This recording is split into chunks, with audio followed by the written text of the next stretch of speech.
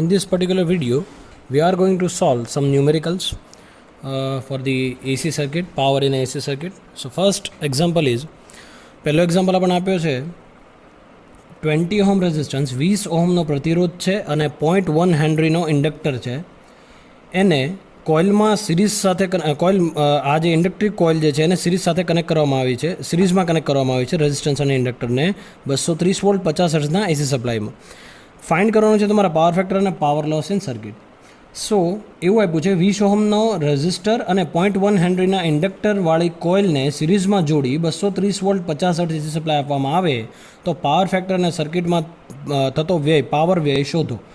સો સૌથી પહેલાં રેઝિસ્ટન્સ આપ્યું છે 20 ઓહમ, ઇન્ડક્ટન્સ આપણને આપ્યું છે 0.1 હેનરી, વોલ્ટેજ આપેલો છે 230 વોલ્ટ, ફ્રિકવન્સી આપણને આપેલી છે 50 હર્ટ્ઝ, કોસ ફાઈ આપણે ફાઇન્ડ કરવાનો છે, પાવર પણ આપણને ફાઇન્ડ કરવાનો છે, પાવર લોસ અને પાવર ફેક્ટર ફાઇન્ડ કરવાનો, પાવર ફેક્ટર એટલે cos phi.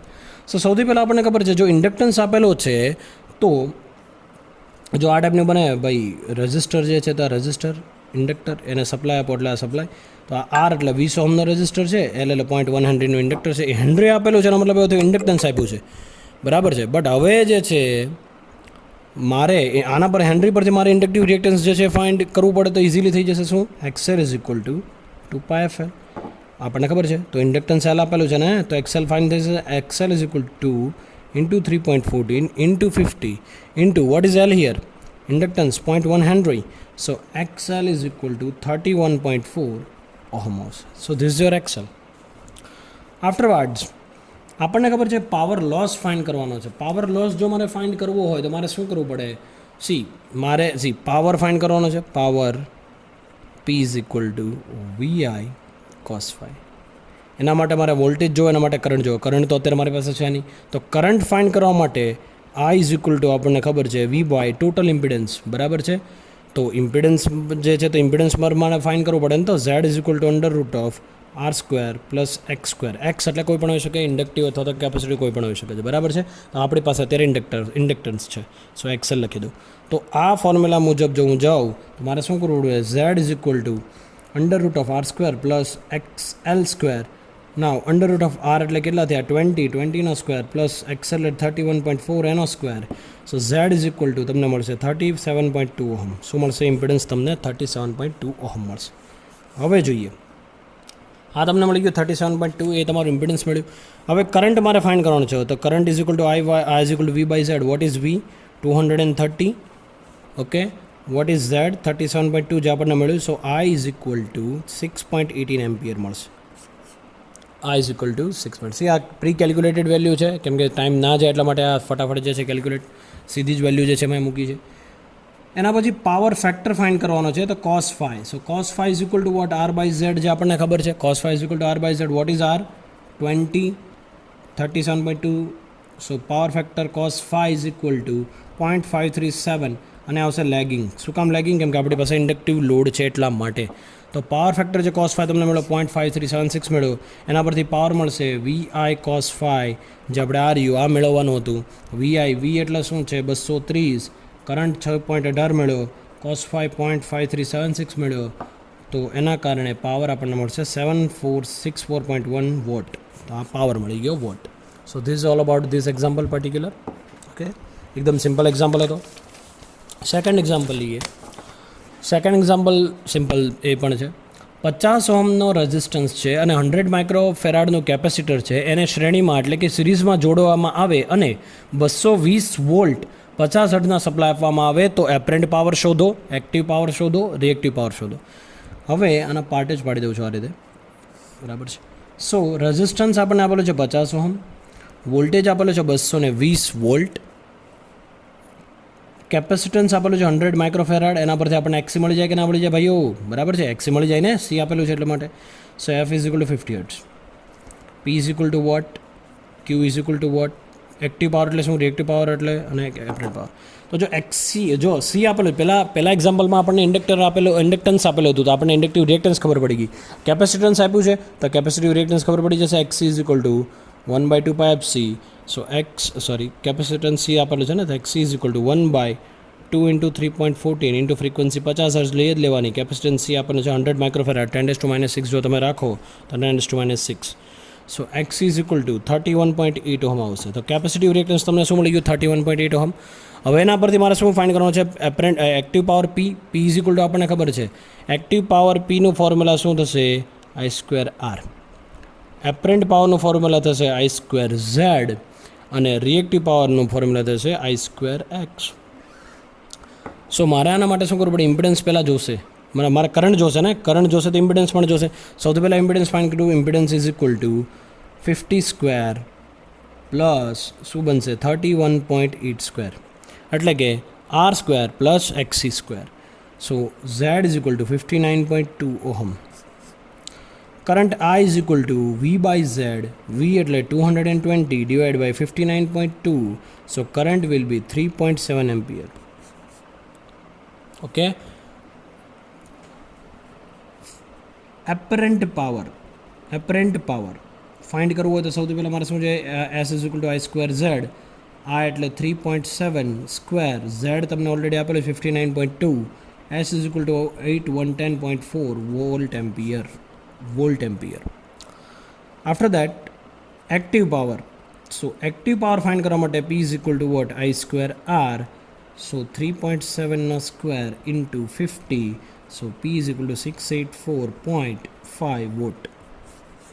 What about reactive power Q?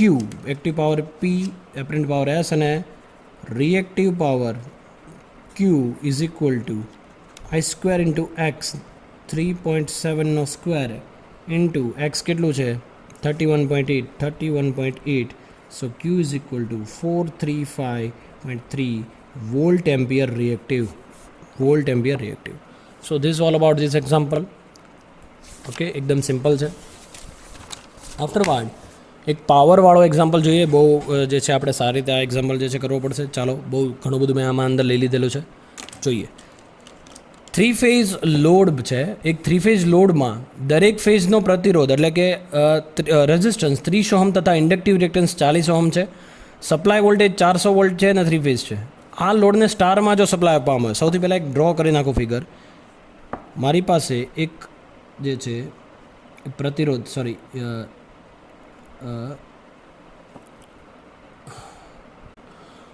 તો એક સ્ટાર કનેક્ટેડ એટલે આવું કંઈક બનશે અને એક ઇન્ડક્ટિવ કોઇલ, ફરી પાછી એક ઇન્ડક્ટિવ કોઇલ સિરીઝમાં, ફરી પાછી ઇન્ડક્ટિવ કોઇલ, ફરી પાછું અહીંયા એક જે છે ઇમ્પિડન્સ. સો આ જે છે એ 30 ઓહમનું શું આપ્યું? જો 3 phase load every phase resistance having value of 30 ohm. તો 30 ઓહમનો રેઝિસ્ટન્સ અહીંયા પણ આવશે, 30 ઓહમનો રેઝિસ્ટન્સ અહીંયા પણ આવશે. Inductive reactance 40 ohm connected in series. તો સિરીઝમાં એટલે 40 ઓહમનું થઈ ગયું, આ પણ 40 ઓહમ અને આ પણ 40 ઓહમનું ઇન્ડક્ટન્સ થઈ ગયું. 40 ઓહમ બરાબર છે. ઇન્ડક્ટિવ રિએક્ટન્સ આપેલું છે, ઇન્ડક્ટન્સ નથી આપેલું, બરાબર છે. તો આપેલું છે મને શું?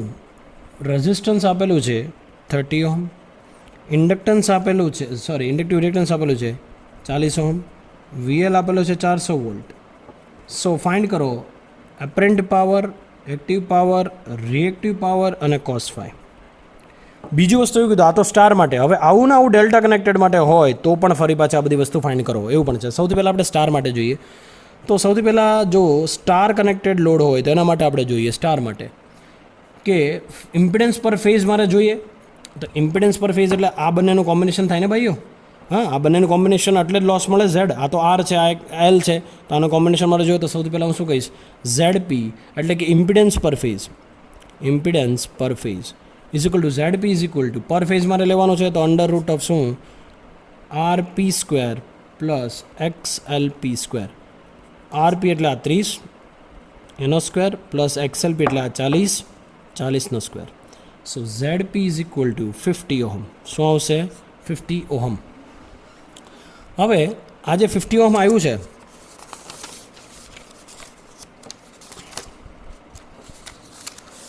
આ જે 50 ઓહમ આવે છે ZP છે. હવે આના મારથી મારા ફેઝ વોલ્ટેજ મેળવવા પડશે VP. સ્ટાર કનેક્ટેડ લોડ છે, phase voltage VP. VP is equal to what? VL by √3. કઈ રીતે આવ્યું ભાઈ આ ફેઝ વોલ્ટેજ? જો સ્ટાર કનેક્ટેડ લોડ છે, આપણે યાદ કરો સ્ટાર કનેક્ટેડ લોડમાં વોલ્ટેજ અને કરંટ રિલેશન શું હતું? Line voltage is equal to √3 time phase voltage હતું અને current I is equal to I phase હતો. તો એના પરથી જ મેં ફેઝ વોલ્ટેજને કરતા બનાવ્યા. તો જો VL/√3 મળે કે ના મળે? તો VL આપણને આપેલા છે 400, √3 ના √3, તો ફેઝ વોલ્ટેજ આપણને મળી ગયા 230.9 વોલ્ટ. કેટલા મળ્યા? 230.9 વોલ્ટ. હવે મારે જોશે ફેઝ કરંટ, તો IP phase current is equal to what? VP/I is equal to V/Z. તો VP/ZP. What is VP? આપણને મળ્યું 230.9. ZP કેટલા આપેલા છે? જોજી ZP કેટલા થયા? આગળ મળેલા હતા આપણને, હાર્યા 50, so 50. So IP is equal to 4.62 ampere. IP is equal to 4.62 ampere. હવે એપરન્ટ પાવર મેળવવાનો છે. Apparent power which is S is equal to what? આપણને ખબર છે 3 ફેઝ માટે 3I²R.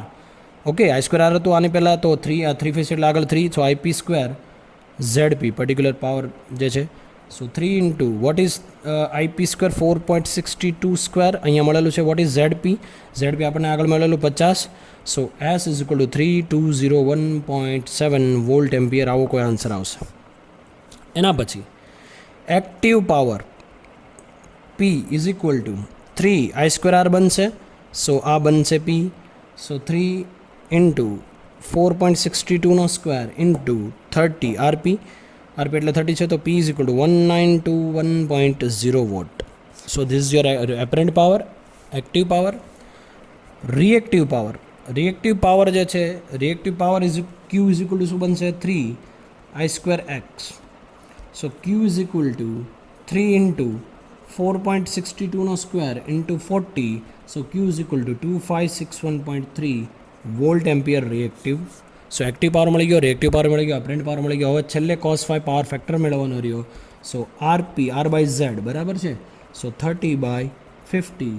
So cos phi is equal two 0.6 lagging. 0.6 lagging, કેમ કે inductive load છે. બરાબર છે. હવે આ જ વસ્તુ આ સ્ટાર માટે કર્યું. હવે ડેલ્ટા માટે મારે કરવું હોય તો શું કરવું પડે? જો ડેલ્ટા માટે શું ચેન્જ થશે? ડેલ્ટા માટે જે છે કંઈ ચેન્જ થાય? સૌથી પહેલાં તો આ કન્સિડર કરવી જ પડે value, obviously face to face માટે. ZP is equal to 50 ohm. Okay છે. કઈ રીતે? જો ડેલ્ટા માટે તમે કન્સિડર કરતા હો તો શું કરવું પડે? ડેલ્ટા એટલે આ ટાઈપનું કનેક્શન થાય. બરાબર.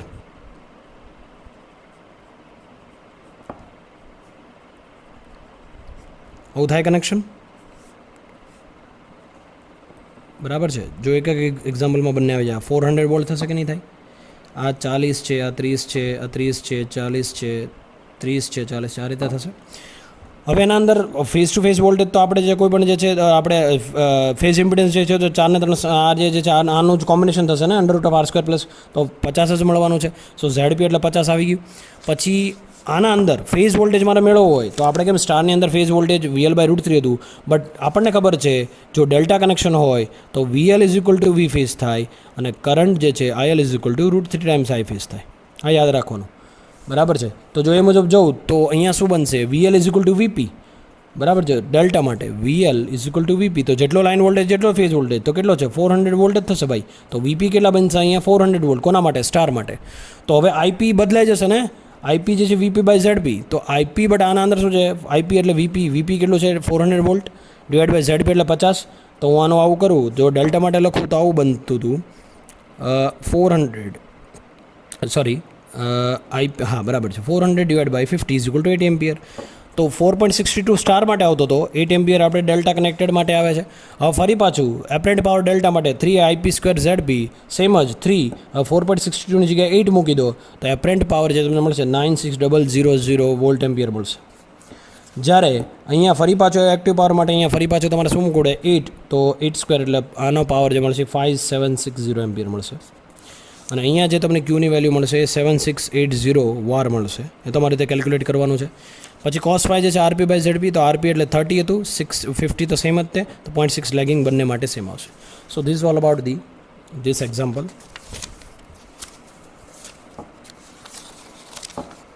એના પછી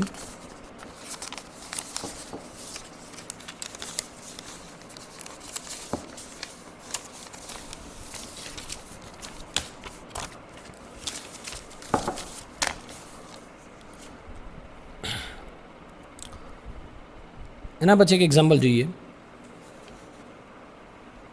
જો એક 200 વોલ્ટનો સિંગલ ફેઝ સર્કિટ છે.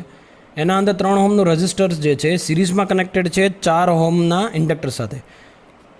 સિરીઝમાં 3 ઓહમનો રેઝિસ્ટર છે, ઇન્ડક્ટર સાથે 4 ઓહમ જે છે અને 200 વોલ્ટનો એને સપ્લાય આપવામાં આવે છે. આ ટાઈપની સર્કિટ થઈ. હવે આ સર્કિટ જે છે એના અંદર તમારે apparent power, active power, reactive power find કરવાનું છે. પછી આ જ સર્કિટની અંદર જો 6 ઓહમનું કેપેસિટર સિરીઝમાં એડ કરવામાં આવે આના પછી, તો સર્કિટ કઈ રીતે થશે? આર એલ સી 200 વોલ્ટ 3, 4 અને 6. બરાબર જવાબ. તો આ બધો ફાઇન્ડ કરો, એક્ટિવ, રિએક્ટિવ, એપરન્ટ પાવર. સૌથી પહેલાં તો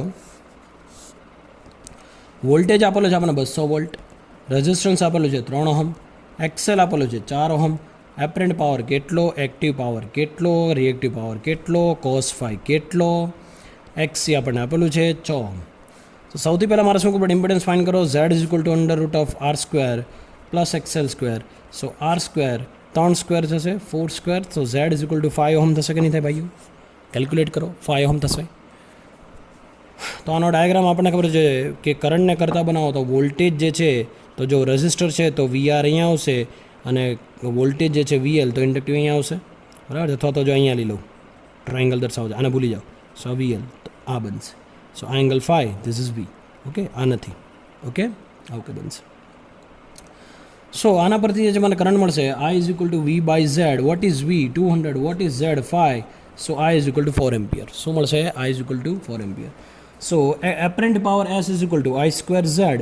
સો આઈ સ્ક્વેર, આઈ એટલે 4, ઝેડ એટલે આપણને ઇમ્પિડન્સ ખબર છે 5. તો સીધી અહીંયા વેલ્યુ મૂકું છું 80 વોલ્ટ એમ્પિયર. એ જ રીતે power P is equal to I square into R. આઈની વેલ્યુ છે, આરની વેલ્યુ પણ તમારી પાસે છે 48 વોટ આવશે. અને Q is equal to I square XL. So એની value 4 square into 4, so 64 var આવશે. ઓકે, તો આનો કોસ ફાઈ શું થશે? Cos phi is equal to R by Z is equal to 3/5. So 0.6 lagging. શું થશે? 0.6 લેગિંગ. હવે સેકન્ડ શું આપ્યું છે આપણને કે જો 6 ઓહમનો કેપેસિટર જોડવામાં આવે તો ટોટલ રિએક્ટન્સ મારે મેળવવું પડે એક્સએલ માઇનસ એક્સસી. સો ટોટલ રિએક્ટન્સ એટલે શું? પહેલાં એક્સએલ હતો એ કેટલાનો હતો? 3નો હતો. હવે 4નો હતો. 4 બરાબર છે.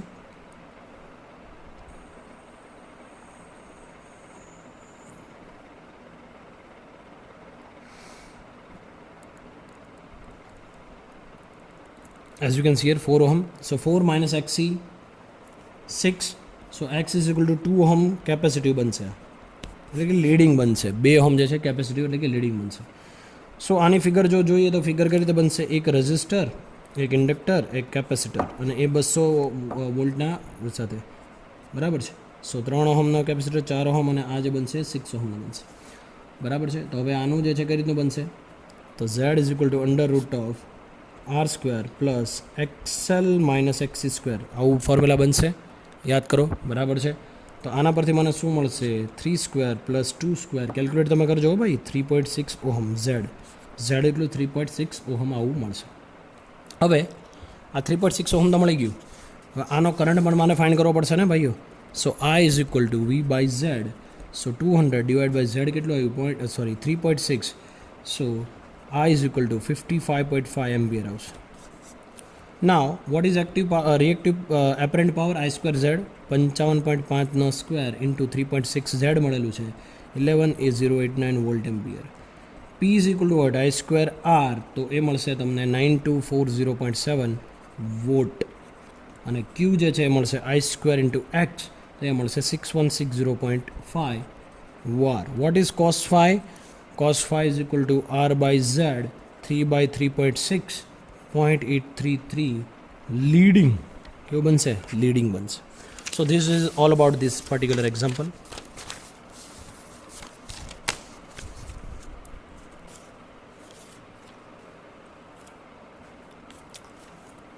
એના પછી છે એક એક્ઝામ્પલ, એ છે એક 200 વોલ્ટનો single phase 200 volt single phase circuit, apparent power 5 kVA.